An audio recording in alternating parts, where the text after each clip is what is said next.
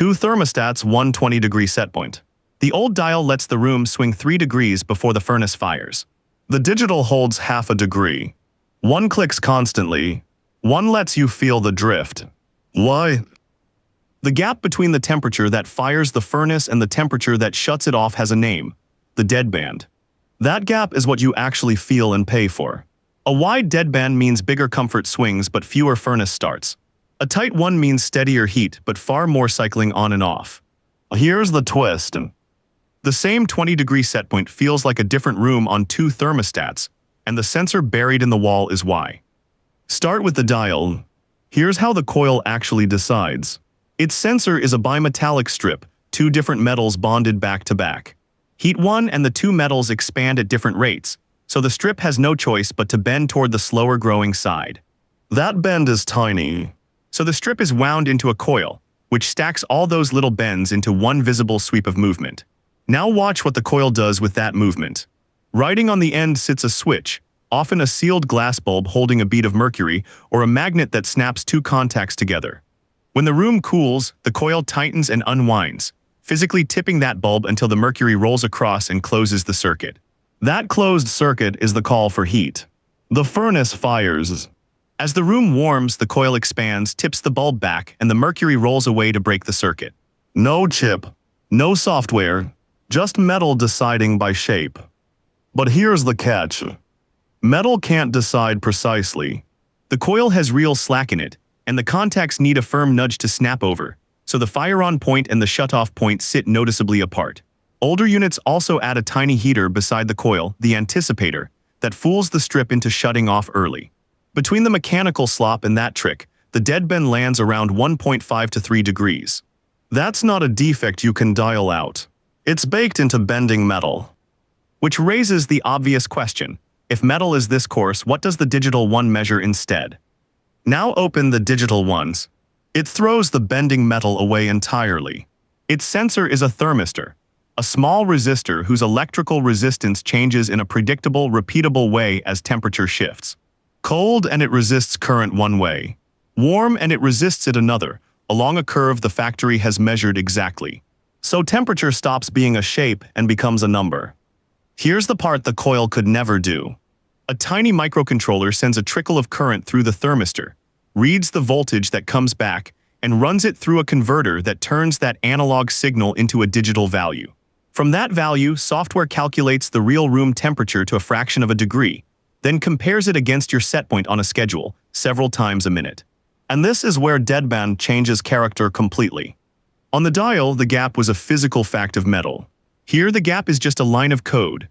Fire the furnace when the room drops this far below set point, cut it when it climbs this far above.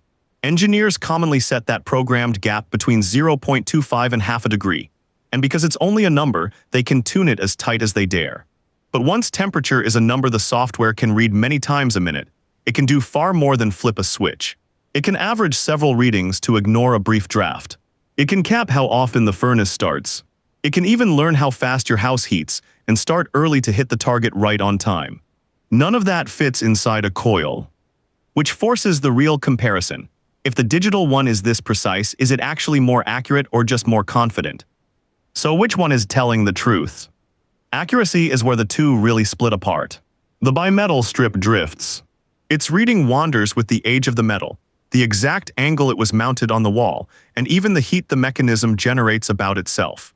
Mount the same dial 2 degrees off level, and its idea of 20 degrees shifts with it.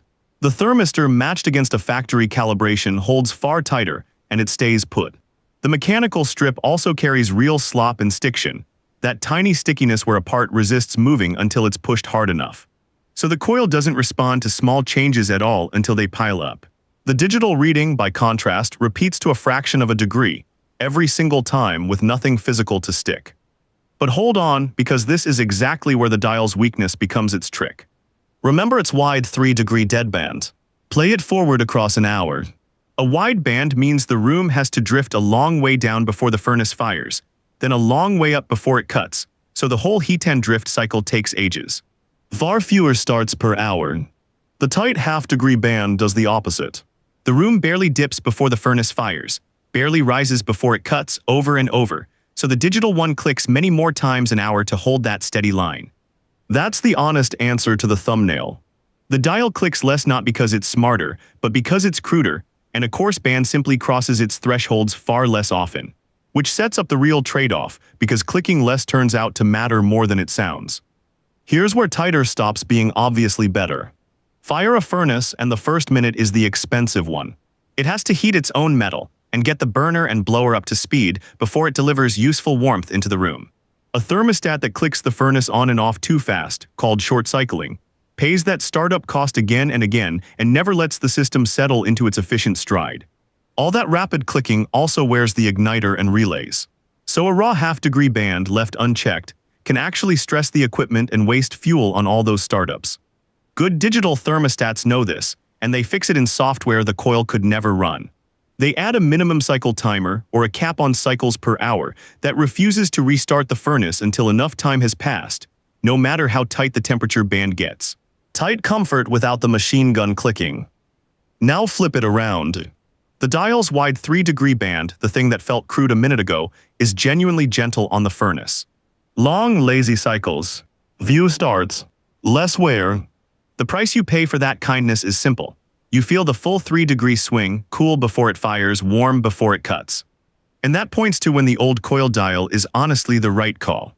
A simple heating system with no need for schedules or learning. A setup where you'd rather have nothing electronic to fail. No firmware, no sensor drift in a chip, no dead battery on a cold night. For that, a strip of bending metal that has worked the same way for decades is not a downgrade. It's the fewest things that can break. So here's the whole chain, start to finish. On the dial, temperature is a bending shape. Two metals coiled tipping a switch, and that mechanical decision is coarse by nature, so its deadband lands wide around 3 degrees. On the digital one, temperature is a number a thermistor hands to software, and software can draw its fire and cut lines wherever it likes, so its deadband can be tuned tight around half a degree. That single difference cascades into everything you feel. The digital wins on accuracy and steadiness. It reads truer, holds the room within half a degree, and can average, cap cycles, and start early. The dial wins on simplicity and gentleness. Nothing to calibrate, nothing to fail, and its wide band means long, easy furnace cycles. And now the thumbnail answers itself. Stand in your own home and listen. If the furnace clicks constantly and the room barely moves, there's a thermistor and software in that wall holding a tight band. If it clicks rarely and you can actually feel the room sag cool before the heat kicks in, that's bending metal deciding by shape, swinging a full 3 degrees. Same set point, different physics, different deadband. Same wall, same 20 degrees, different physics, and now a completely different deadband. That's the whole difference between the coil dial and the digital unit. Next question though, how does a learning thermostat figure out your house on its own and start the furnace early so you hit the target exactly on time? That's where the software stops just reading temperature and starts predicting it. We'll open that box next.